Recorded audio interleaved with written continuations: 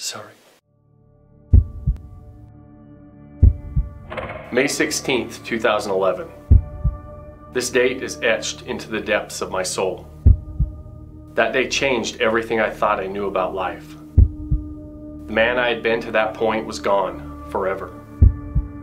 Life is not one big event. It's a series of events that ultimately define our legacy. We're 15 years old. I asked Teresa out to homecoming. We ended up going to the football game the night before the dance. And back in those days, in the 90s, you had the girls with the big poofy hairdos, and they would go through a can of hairspray every single day doing their hair. And so it was a big deal that at the homecoming game, it was pouring cats and dogs, and the rain's coming down. She's getting completely drenched. Her hair's a mess, and her makeup's running, and I just remember standing there thinking, I can't believe I'm like with this angel, like the most beautiful thing I've ever seen. And at that time, I just knew this is somebody that I want in my life forever. I don't know how else to explain it. I'm 15 years old. I know nothing about girls. I'd never even kissed a girl before. And at the time, I'm just thinking, there's something about her that I just am drawn to. That was the beginning of this new journey together. And fast forward 8 years, we ended up going to college together. We ended up getting married. Right after Teresa and I got married, and we were just graduated college, I actually got hired as a sales rep for a steel service company. And basically my job was to sell big truckloads of steel to manufacturing organizations. And the headquarters of this company was in Colorado. And so we ended up packing up and moving to Denver to go through this job. Teresa and I have always been interested in, bigger plans, bigger dreams. Like, what can we do to make $1 million, right? Back in the day. And, I was making $31,000. And so I wanted to do something else. And we've always been attracted to different opportunities along the way. And at the time, we would spend a lot of times in Barnes & Noble. And so we'd go to the bookstores and we'd go in the money-making section. And one of the topics that was always in the money-making section was real estate investing. We've always been kind of exposed to and interested in real estate investing, just didn't think it was really in the cards for us to do it because I didn't make a lot of money to even buy real estate, right? I didn't make enough money to go buy a house. And I started seeing all these no money down deals and no money down books, and was mostly attracted to them because I had no money. And so I started reading this book about lease options. And there was a book on lease options by an author by the name of Peter Conti. And he was from Denver. And I thought it was awesome because we lived in Denver. So at that time, Peter was hosting a live seminar, a weekend seminar, teaching people how to do what he was talking about in the book, which was lease optioning properties with no money down. And so I went to that seminar, all kinds of notes, and I was a really good student as far as if somebody said, go do this, I would just go do it. And so every step along the way, I went and did the thing he was telling me to do. And part of that was you go find classified ads in the newspaper. You buy all the newspapers and you go circle all these homes for sale and you start calling people. Well, I started doing that. I started looking at homes. Well, one home that I looked at was a lady in downtown Denver, and she's this older lady and she wanted to sell her home. I refer to her as the cat lady, right? When you think of the cat lady, when she opened the door, there were hundreds of cats, I swear, living in that house. And it wasn't going to be attractive to many retail buyers. It was in such a condition that it needed to be fixed up. And so we ended up deciding to make an offer on the house. And we made an offer to her, just like the course told me to do. And she said yes. And when she said yes, I'm like, holy crap, what do I do now? I really don't know what to do past this point. I can't buy the house. I did exactly what Peter told me to do. But one thing I didn't factor in is this is supposed to be a no money down deal. Well, I made the offer as if I'm buying this house for $600,000. And I remember thinking at the time, I don't want to like bait and switch her. She's a super nice lady. I don't want to back out, but I don't know what to do. So I called Teresa up and Teresa's like, call Peter. Give Peter a call, see what happens. Maybe he's got a good idea for us. And so I called Peter up and he said, congratulations, Shawn, this looks like a great deal. I'm looking into it right now. This looks like an awesome house. Thanks for the encouragement, but I can't buy it. That's not why I called you I didn't call you to get verification. It's a good deal. I called you because I can't buy the dang thing.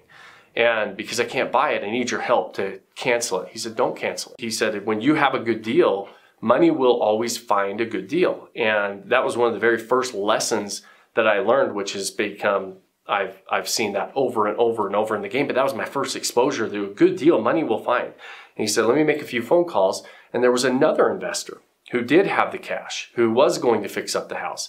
And he said, hey, Shawn, this looks like a really good deal. I'm going to buy this contract from you, and I'm going to write you a check to buy the contract. How does $19,000 sound to you?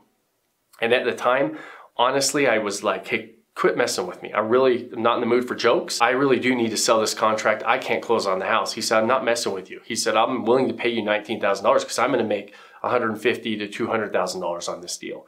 And so it's a really good deal for me to pay you $19,000. And he ended up writing me a check for $19,000. I called Teresa up and literally still didn't quite know whether it was real or not, and said, hey, let's go to the bank as fast as we can and deposit this. And we waited 3 days. I remember and those 3 days felt like 3 months to see if that money was gonna hit our account. On the 4th day, that money hit our account, and that afternoon I went in and quit my job.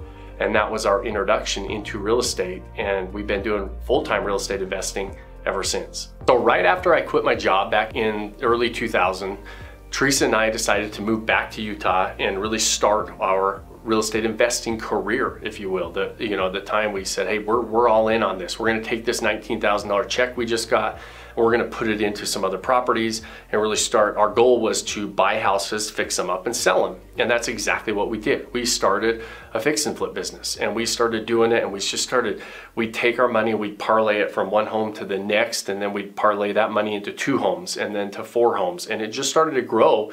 And over a 6-year period, Teresa and I really had this nice little fix and flip business. And at the time, I was this cocky 23, 24-year-old that was walking around telling everybody how awesome I was and how I took this money and I quit my job, and this massive real estate investor in my own mind. My view of the world was I was a pretty cool guy. And I remember going to the real estate investment clubs, and at the time, it really wasn't to learn. I was there to like show off. Right? I went there to like stick my chest out and show off a little bit. And I know I rubbed this one guy the wrong way. And his name was George. It's this old guy who was always at every meeting. And he came up to me one day and he said, Shawn, he said, you got to quit referring to yourself as a real estate investor. He said, you're not a real estate investor. And my jaw literally about hit the floor. I'm like, what do you mean I'm not a real estate investor? He just crushed my ego. It pissed me off. I was mad at him. And he put his arm around me. And he said, Shawn, you have a job fixing and flipping homes. If you stop doing that, you stop getting paid. And George explained to me that there's all these different vehicles and lanes in real estate. And he said, if you can't buy real estate that produces monthly income and passive cash flow, that's what an investment is. That's what an investor does. And at the time I really questioned, first of all, it really hurt my feelings. I was really mad at George. And then I went home, I told Teresa, and she's like, maybe he's right. And I started thinking, maybe he is right. Maybe we do need to look into this new vehicle of passive investment real estate. And so we did just that. I took George's advice, even though I didn't want to admit that he was right because I was really upset. But I took that advice and we started building a portfolio of long-term real estate investments. And at the time, we only had the ability to buy single-family homes, so we started buying single-family homes. And over a period of 2 years, we bought 27 single-family properties, and at that time, creating us some passive income. Still nothing to brag about. I remember it was somewhere around $3,000 a month, but it was passive. If I didn't do anything, I had some money coming in, which it was nowhere near what we made on our fix and flip business, but it was this exposure to this new world of real estate, which was long-term, cash flow producing, passive investments, which really started to broaden our horizon and open our eyes to this being an actual investor and buying actual investments. So as we're building up our long-term portfolio, we're still doing our fix and flip business and buying houses, fixing them up and selling them. We've been doing that now for about 6 years, and we started looking into bigger and bigger deals. Well, on the short-term side, the bigger deals that we were looking into happened to be development deals. And at that time, we tried to go borrow some money from a guy in Salt Lake who was a hard money lender, had a capital company. And Teresa and I went and met him. And super nice guy, super nice to us, and really we thought for sure we were in the bag. He was going to lend us this money. We got a phone call. He said, Shawn, Teresa, we're not going to lend you the money. We don't want to lend you the money, but we're working on this big project, and we want you to come help us. And we want you to come work for us and work on the marketing and sales side of life. And at the time he started telling us about it, it was this private ski and golf resort, just super exclusive, really, really expensive, and really exciting project, but completely out of our wheelhouse, this lifestyle that we've never been exposed to. And so we decided to do it. We decided to take on this new adventure. So we decided to, now's, we're young, we don't have kids, we're ready to go, let's go do it. So we tried this new adventure, and it was exactly that, this huge adventure. These were $25, $30 million properties. We had our own private jet. We had 2 private jets actually at the airport, and our job was to sell this lifestyle. So we had this unlimited budget. In fact, one time I remember going to Vegas for a dinner, and there's 10 of us, and we always had private rooms. One of the guys we were with was a big wine guy, and I remember we went out and he found this bottle of wine that was really, really rare.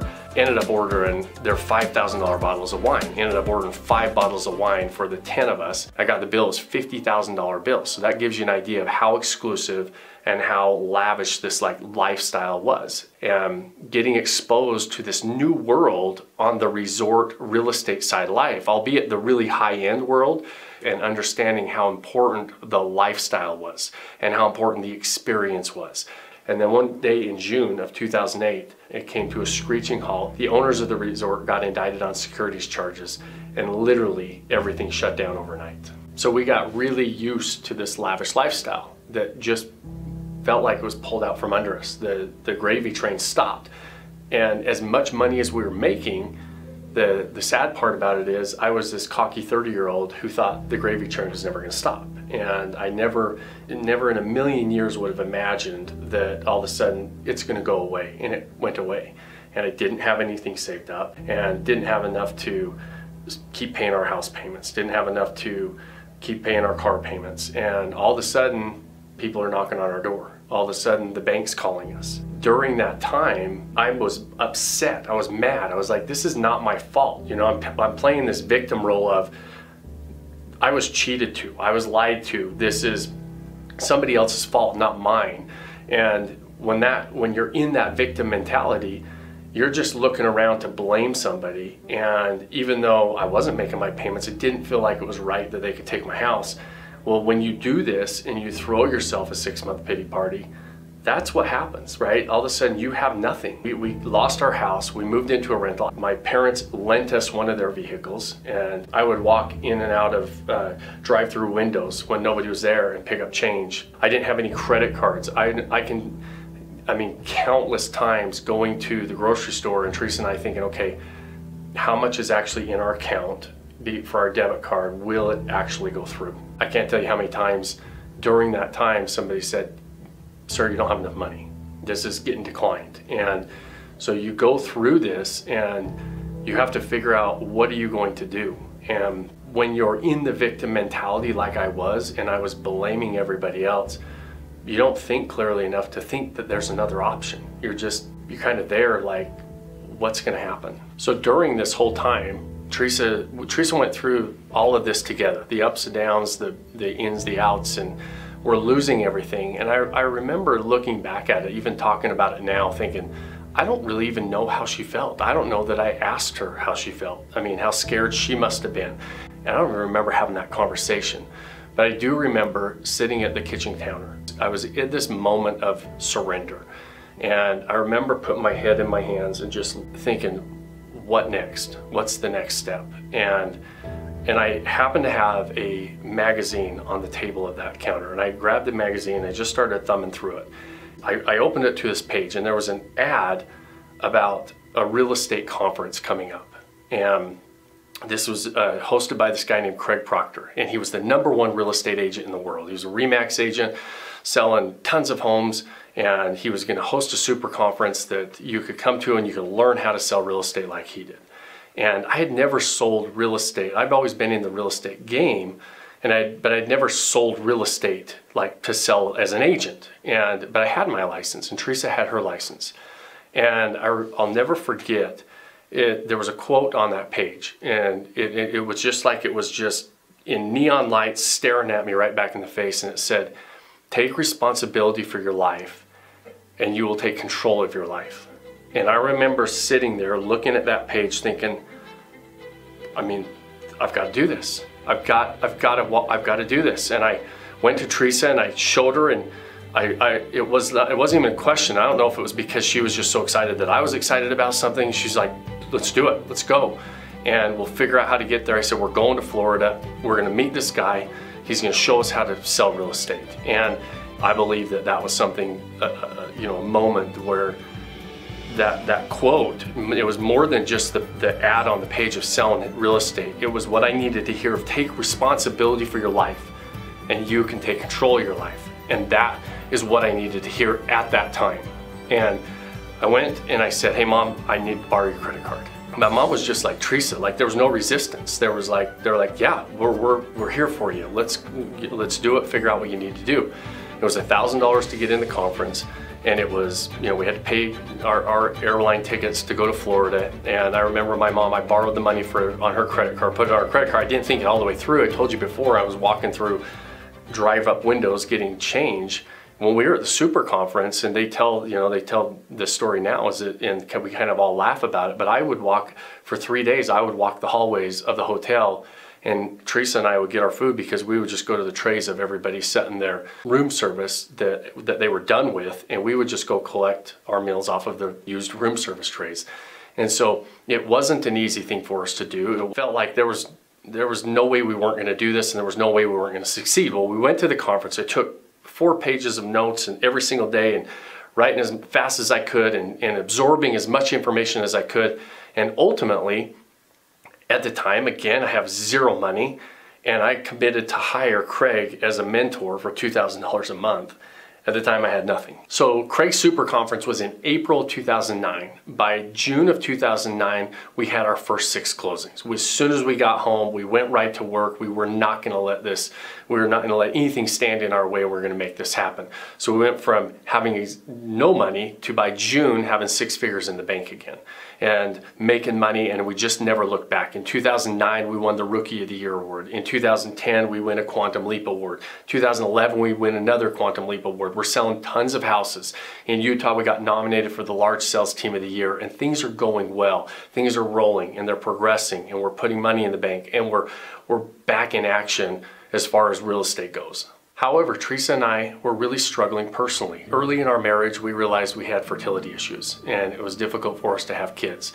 And we never really addressed it head on because we were busy building our careers and busy hustling and grinding and trying to put money in the bank and all these things that we thought were so important. And we never addressed the fertility issues really directly. And in 2009, we really started to have those conversations, and we said, we want to have a family. We want to start a family. Let's take this a little bit more serious. So we started going to fertility doctors, and they had us on all kinds of different things. They put Teresa on lots of different drugs. Clomid was one that she was always on, and it's a tough drug to be on if you're a woman. And we did a lot of stints with IUI with no success. Nothing was really working. So at that time, we're going through all of this, and I really started to question whether kids were even in the cards for us. Maybe this was another sign. Maybe this was a sign that we had to deal with the hand that was dealt us, and maybe kids weren't part of that. And at that exact same time, we were going to all these different doctors, and we had found out we had to do a number of tests. All these things weren't working, and we did some more extensive testing, and we found out that my sperm actually didn't have a protein enzyme that was able to break through the shell of the egg. And so we really only had one option that was available at that time, and it was in vitro fertilization, but it was a very new procedure on top of in vitro fertilization called ICSI. And what that was is they actually take a really microscopic needle and poke through the shell of the egg to fertilize the egg, and then they start that in vitro process. It came with about a little over $100,000 price tag. It's not covered by insurance. You have to pay for it up front. And in my mind, I'm saying that's our sign, Teresa. I don't want to, I think that maybe we need to run down a different road. We just barely started getting back on our feet. We finally have some money in the bank, and I'm embarrassed to even repeat those words coming out of my mouth, but that was the reality, and that was the person I was back then. You don't know what you're gonna miss, and you don't know what you're saying no to, and so that's, in my world, I didn't think that was in the cards. And luckily for me, Teresa is a very determined woman. That wasn't an option.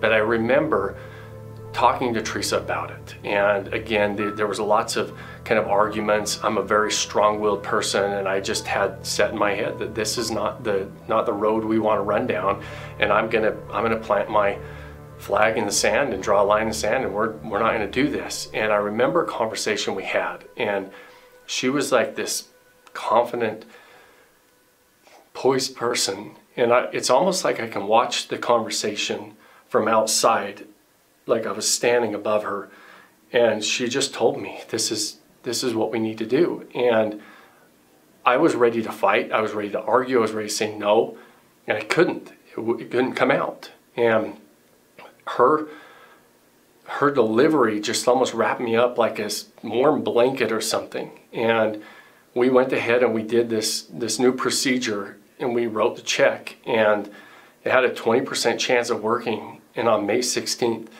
2011, we were blessed with the birth of Wyatt and Grace, 2 healthy babies who changed my life forever.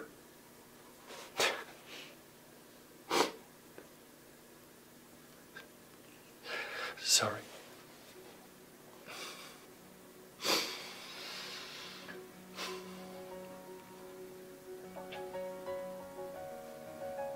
So this person I was before Wyatt and Grace was gone forever.